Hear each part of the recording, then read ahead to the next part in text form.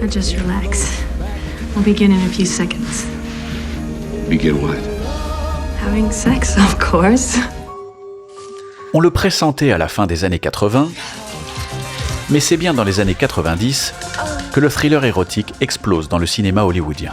Basic Instinct de Paul Verhoeven en est évidemment la figure de proue avant que tout le monde s'engouffre dans la brèche.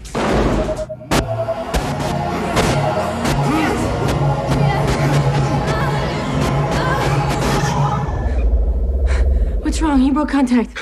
Contact? I didn't touch you yet. Et une actrice est l'incarnation de cette tendance, Demi Moore. Après le très chaste Ghost, qui fait d'elle une véritable star en 1990, la comédienne va surfer sur cette vague avec des films plus chauds. Proposition indécente, réalisée par Adrian Lyne, et Harcèlement de Barry Levinson, deux énormes succès. Et en 1996, Striptease s'annonce dans la même veine. Aaron Grant is desperate. And desperate times call for desperate measures.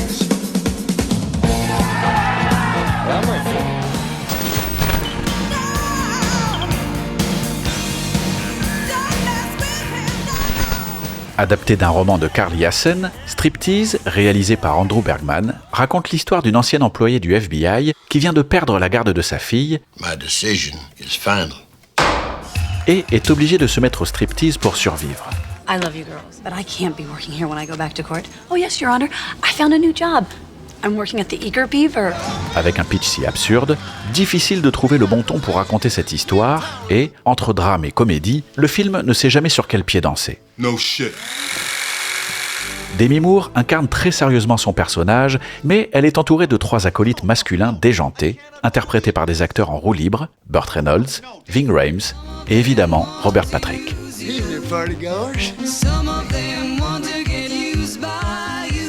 Striptease aurait pu jouer la carte satirique, comme le Showgirls de Paul Verhoeven, sorti un an plus tôt, mais le film d'Andrew Bergman s'avère nettement plus anecdotique.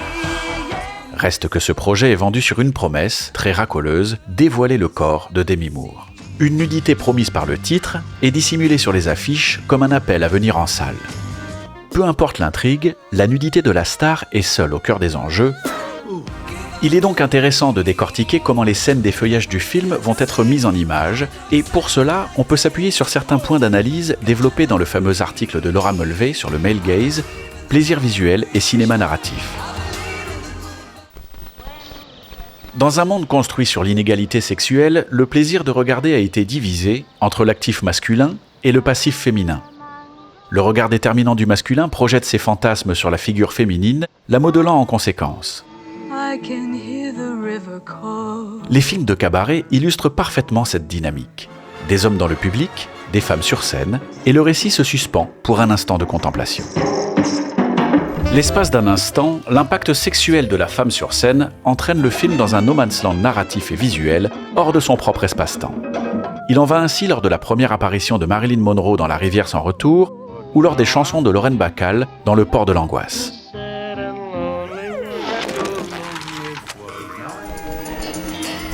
Dans Striptease, les scènes d'effeuillage sont donc nombreuses, les corps féminins sont tout entiers offerts au regard masculin, mais Andrew Bergman va tout de même, au fil des scènes, jouer malicieusement à détourner, voire à désamorcer, ces schémas visuels classiques, ces attentes très lubriques.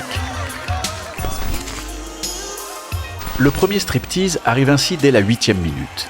La mise en image est plutôt sobre, les plans sont longs, comme pour souligner l'investissement de Demi Moore. On retrouve là la dichotomie décrite par Laura Mulvey. Homme voyeur contre femme objet. Le choix de contre-plongée filmé depuis la salle identifie le spectateur du film au spectateur du club de striptease.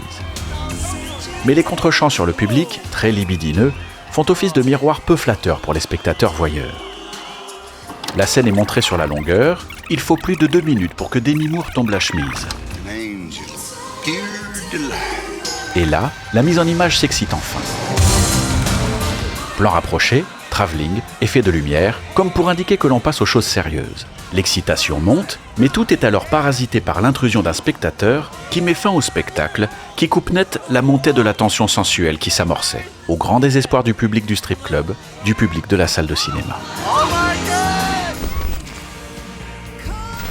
La deuxième scène d'effeuillage arrive à la 16e minute et entre directement dans le vif du sujet. Par la grâce du montage, la scène commence avec une Demi Moore déjà en sous-vêtements. comme si, par un choix dramaturgique, on reprenait la précédente scène là où elle avait été interrompue. Le film se fait ici moins suggestif, plus frontal.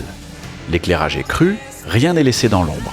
L'ambiance dans le strip club est plutôt morne. Le public est peu nombreux, peu concentré même, comme si la performance s'adressait directement au public du film, celui qui pourrait se tenir sur cette chaise vide, rouge, molletonnée, comme celle que l'on retrouve dans les cinémas. La caméra n'est plus cantonnée dans la salle, elle monte sur scène, à un souffle de la comédienne. Le spectateur attend, le suspense monte. Le film va-t-il enfin dévoiler la poitrine de la star, promise par le titre ? Oui, le reveal a lieu. Le soutien-gorge est arraché. Mais là encore, Andrew Bergman joue avec le public et frustre les voyeurs. À peine les seins apparus, qu'ils redisparaissent. Ostensiblement dissimulés, si l'on peut dire. Le strip club s'éteint et la coupe est violente, avec un raccord sur des cafards morts. Coup de froid chez le spectateur lubrique, difficile de faire redescendre plus radical.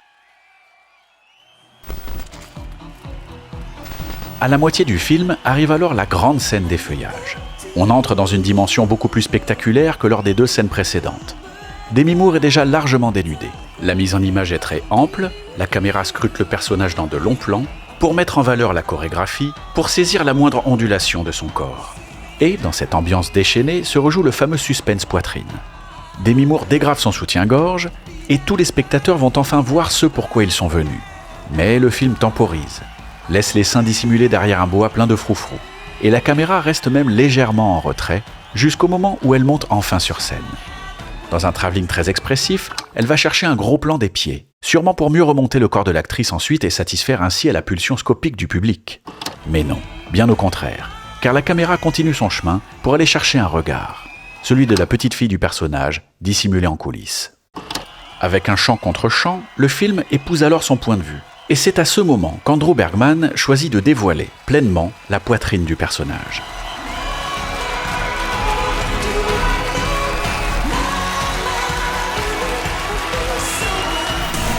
Jusque-là, il n'y avait pas de point de vue personnifié sur les scènes de striptease.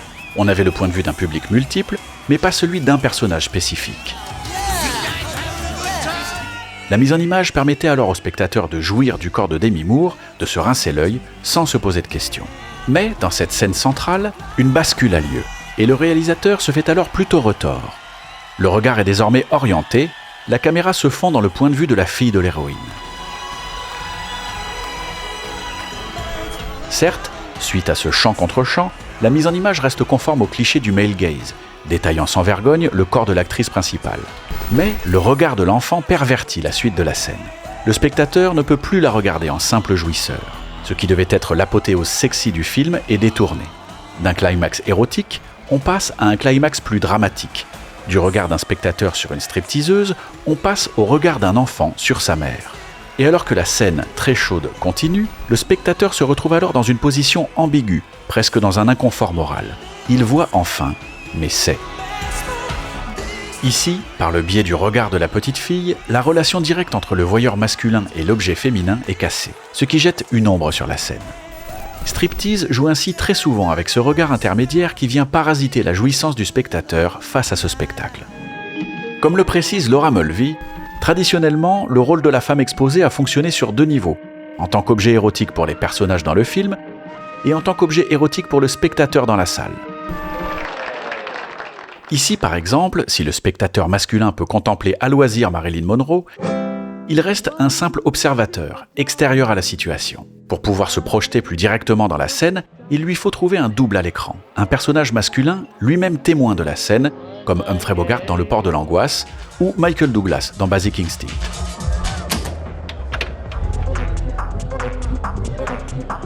Se construit alors un double regard, quand s'additionne le regard du spectateur sur le personnage féminin et le regard du spectateur sur le personnage masculin dans la scène qu'il considère comme son double fantasmé. Ce personnage, en tant que relais du regard du spectateur, fait passer celui-ci derrière l'écran. Et, par un processus d'identification au héros, à travers une participation à son pouvoir, le spectateur peut alors aussi posséder le personnage féminin. Did I make you jealous? Pour en revenir au film d'Andrew Bergman, ce personnage relais, charismatique, n'existe pas.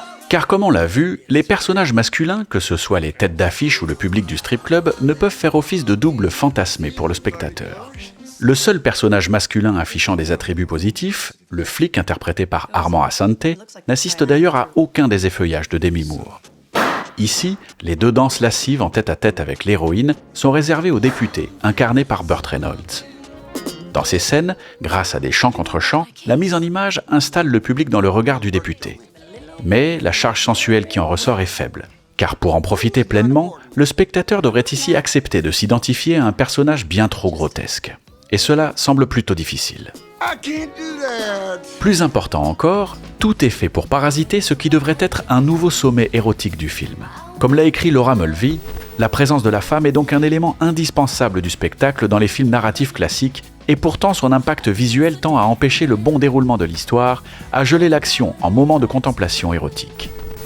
Dans Femme fatale ou dans Showgirls, nous sommes effectivement dans la contemplation, avec des personnages investis et des scènes entièrement construites sur des gestes et des regards.